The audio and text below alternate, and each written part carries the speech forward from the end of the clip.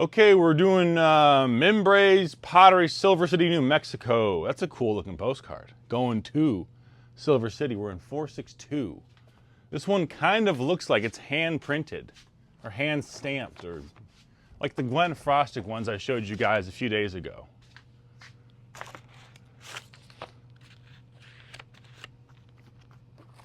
Let's see. Let's see how it looks. It's got a very distinct design. I have been to Silver City. I love New Mexico. I think they're suffering some pretty bad floods right now. So if you're there, I hope you're okay. But when I was there, I lived in Las Cruces. I went to New Mexico State, and I went to all the towns. There's like 24 towns in New Mexico, so it's not hard to visit them all. But I did love them all. If there was any chance that I could convince Ashley to move there, I think we would try. Where the heck is this Silver City postcard? You guys are going to be blown away by it. You're going to say, oh, that's so cool. I'm so glad I waited. Here it is. Look at that. Isn't that neat? Little caterpillar. Classic Mimbres. I don't know. It's some probably Spanish. I don't really speak Spanish, sorry. But it's going to someone who lives in that town. And again, we are preserving history. Look at us, little historians.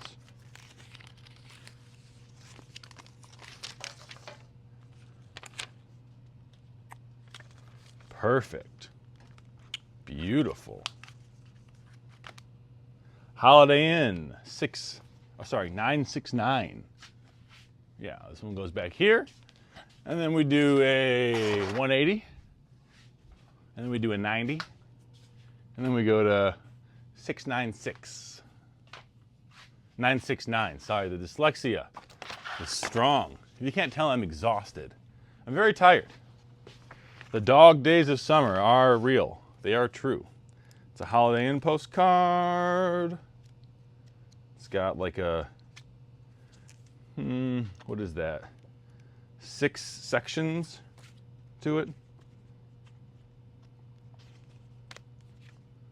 Does it say where it is? Nope, just Holiday Inn general.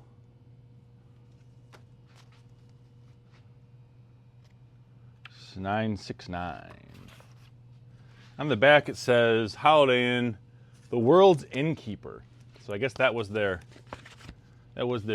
spiel, that was their shtick for a while. Who do you think is the world's innkeeper today?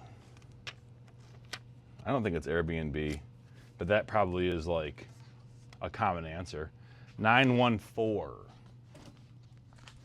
Airbnbs kind of seem like garbage now. Same with Uber. I remember there was a time when like I could get an Uber in Ann Arbor across town for like $4. Remember there was a time I could get a beachside condo in Florida for like $80 a night. But those times are long gone. I always see these like absurd cleaning fees. You'll stay at some place for 2 nights for like $100 a night. And they'll hit you with like a $500 cleaning fee, which is pretty insane. Ashley and I just stay in hotels at this point. Hollywood Mall, Thomas Jefferson, Larson's Delicatessen. Okay, so Larson's Delicatessen and then Thomas Jefferson Stamps. Pretty cool. This is going to Florida. Speaking of Florida.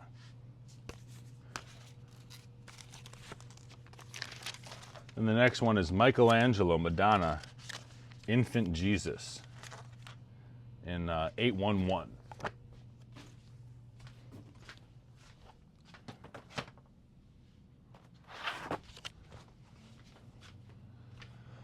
Okay, 811, marble statue. Oh, it's the very first one. You love to see it.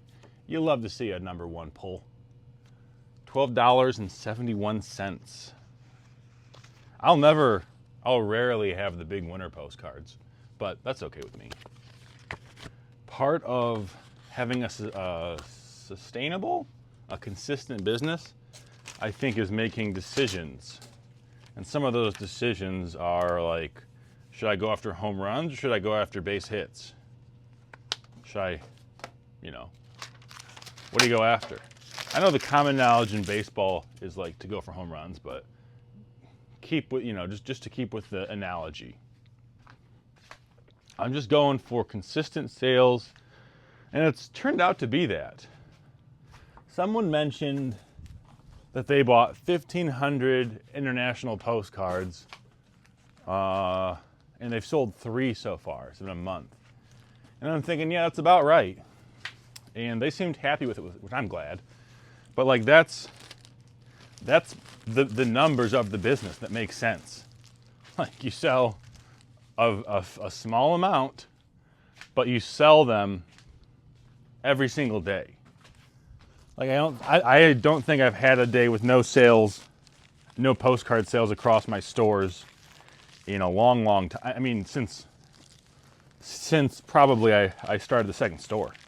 Occasionally, my middle store will have no postcard. I think there's been 1 or 2 days where it's had no sales at all, which my guess is that has to do with just like their bad inventory.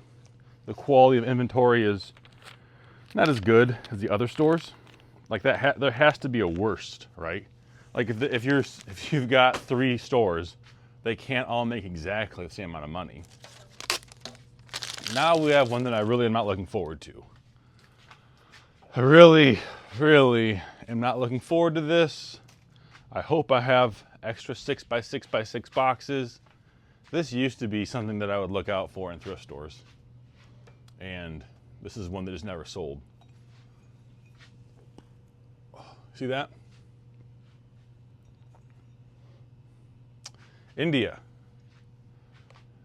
Starbucks mug. Sold for $12 on auction. And most of that was the cost of shipping. All of it, basically. Basically, all of it is just being paid to mail it to, I don't know where this one's even going. I'm guessing West Coast or the South, deep South. It's going to Ohio and it still costs so much. Man, shipping is just out of control. I used to have these 6x6x6 boxes that I'd get from Walmart. And I don't know where the heck I put them after all this stuff got moved around. I might have to actually put that in the box with the books, or the pile with the books, because I don't see any 6x6x6. Shoot, because I could have showed you. Well, I'll just tell you. When you ship stuff like this, you see that big hole in there? Oh, no, here we go. That's usually where the coffee goes, right? The coffee goes in that hole. Well, I'm sure if you're a physicist, you can explain the reason why. But if you're not, you can just trust me on this.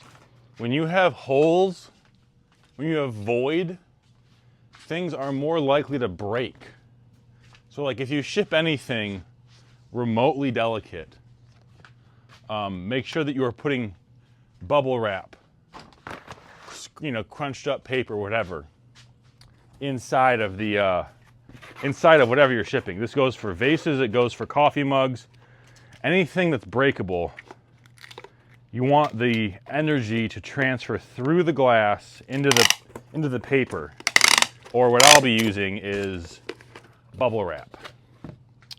I get just small bubble. Well, we could probably actually use the big wrap, the big bubble. What is this, like 5/16 of an inch? That can be like the base. I kind of use the small bubble wrap for more stuff, just because it's easier to use. But I think we can actually get away with the big stuff. The big stuff is good for like if you're mailing a VCR. Good for that. Yeah, I'm sticking it in there, making sure it's snug, making sure that there's no way that like an edge can touch. And so it looks like this. when it's packed. And this should be fine. I mean, it is insured, so if it breaks, I mean, it sucks, but it isn't the end of the world. But they say you should be able to drop it from a foot or from 5 feet. I'm not going to drop it on the ground, but it's probably fine. If it's not fine, I'm sure I'll bring it up in a video in a week and be like, hey, guess what? You got me. Okay, now I'll drop it into the box. Oh, it's totally fine. I didn't hear one thing shatter. All right. Jameson Williams sports cards. What we're doing for these, because I don't have my that card saver I showed you, I have these like extra wide top loaders. That's like for a jersey card or whatever. We're just gonna put them in here. This is kind of bad. We're kind of using supplies meant for a different product, but you know, what are you gonna do? So I got the hiccups. Where is Jameson? There you are. Three Jameson Williams cards. And they should fit nicely in here. Again, I just auctioned these off. I should have took those up to he's in his Alabama jersey, but typically any Lions cards I have go to the local auction in Bay City, and I make more money off of those in Bay City than I do off of eBay. I've often thought about developing relationships with auction houses in all the NFL cities or around there and mailing my cards to them to auction off, but that's a lot of work and probably not a lot of payoff, and I don't really care that much, so you can take that idea. If you go through a lot of base, you can take that idea and you can make money off of it. These are going to Florida as well. Okay, so now I have the RPPCs.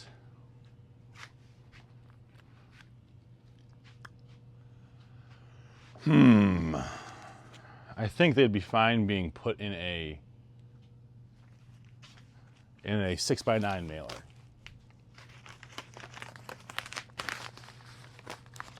Does that seem fine to you? I don't know, man.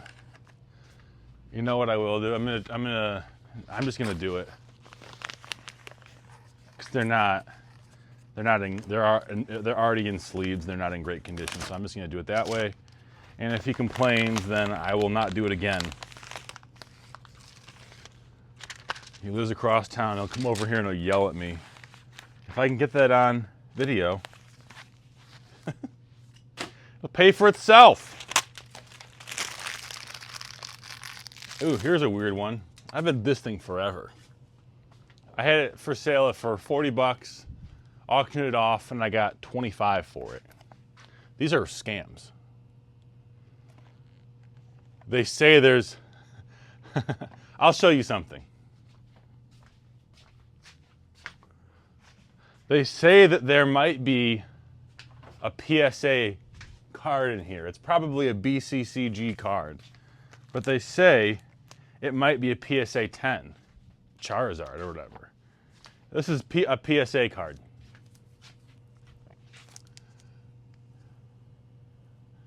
How would it fit in there? How?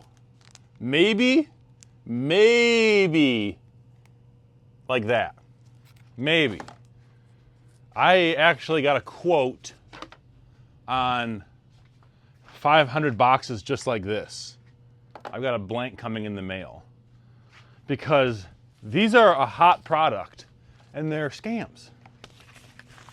The odds are not in your favor. That's what I should say. They're not scams. That's, you know, you shouldn't call stuff scams if you can't prove it's a scam. But the odds are not in your favor. That's the same for retail cards. Buying, you know, for example, where did I put it?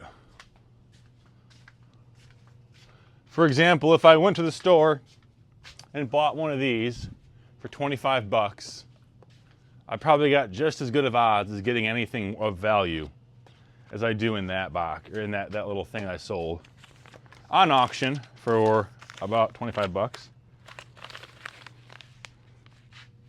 But anyways, I'm seeing like, okay, can I feasibly make one of those products with good cards in it? And I'm not saying like, you know, a Mickey Mantle PSA 10 or whatever, or a Kobe rookie or whatever, but like cards from like SGC, where you can buy them in bulk for $10 and you sell them for $30. And maybe any kind of reputable grading company that's not BCCG. If that doesn't make sense to you, don't worry about it. It's not very important information. Now we've got Elite Extra Edition. Just another small lot of baseball cards. For a while, I was buying baseball cards, and then I realized I don't know anything about baseball at all. So I stopped. But I still had the cards, and so I just auctioned them all off. You know, cut my losses or whatever. I made like, what, a quarter on this? I probably paid $5 for the cards. I don't even remember. There's some card collectors right now who are there. I'm putting more than one card in this sleeve, or in this top loader, and they are not liking it. Actually, you know what? I'll put the jersey card in one, as it was meant to be, and I'll put 3 cards in another, because I can still actually put 2 in one envelope and ship it for an ounce. You see, this is a lesson in action. I think I actually showed this in a video that I'm gonna post. I filmed it today, but I'll post it. It'll have posted earlier. So if you're watching this and you want to see what I'm talking about, get a time machine. Or just go to my channel and watch the video from 2 days ago. I've been trying to post daily videos. It's been tough, but I think it's good. I think I'll become a better person because of it. It'll force me to be consistent. It'll force me to think outside the box, and it'll keep me on a schedule. Those are good things.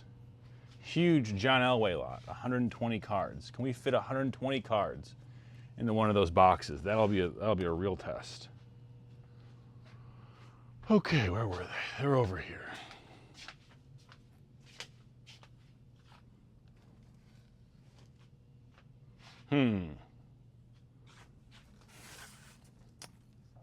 Nope. That's not them. That must be over here then. It's the 100 count boxes. I know I have about like 70 more that are unused.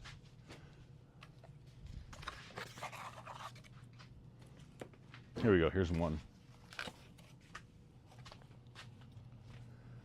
Also, not going to someone, I thought for sure that I sold Terrell Davis and John Elway cards.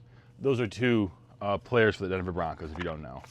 I thought for sure they would go to Denver, but neither of them went to Denver. One's going to Alabama, and the other's going to South Carolina. It's going to Harry Tornado. No, it's not. I'm just kidding. It's going to Harry Tornado, who lives at 747. I don't know.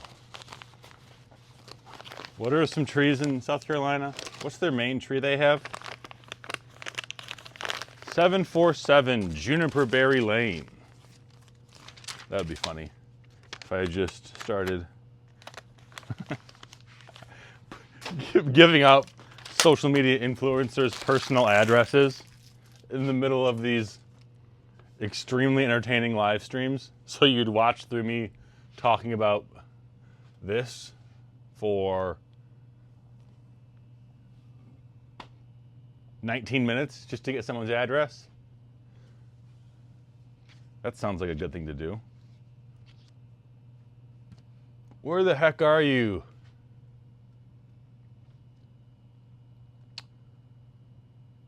It was Kenneth Walker, right? Yeah, Kenneth Walker. Where the heck are you, bud? I auctioned off these cards and I put them all on this thing. Here they are. Okay, good. I was gonna say, this is crazy if I managed to lose anything here. I lost my scale, but nothing else.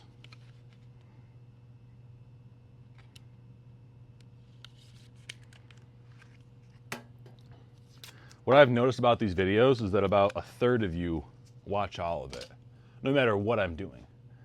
And I cannot tell you how grateful I am to have your viewership. Like, it really does mean a lot that I can just have people who are willing to hear me talk about whatever I want to talk about, probably while they work or while they're, walking or whatever, or doing the dishes. That's, you could be listening to anything and you're choosing to listen to me. And that really does mean a lot. This is in Michigan. Okay, staying local, going to Michigan. And then finally, we've got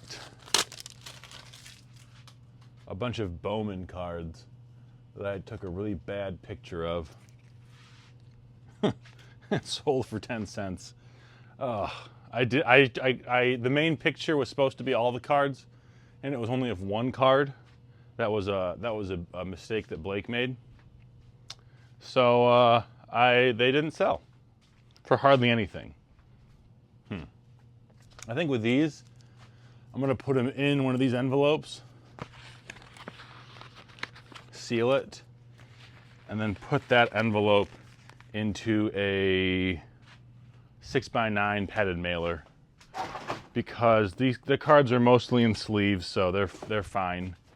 And none of them were like, they were just pretty generic base cards, or like parallels that are not worth anything or not worth much. So I don't think the buyer will complain about that. Would you complain? You tell me.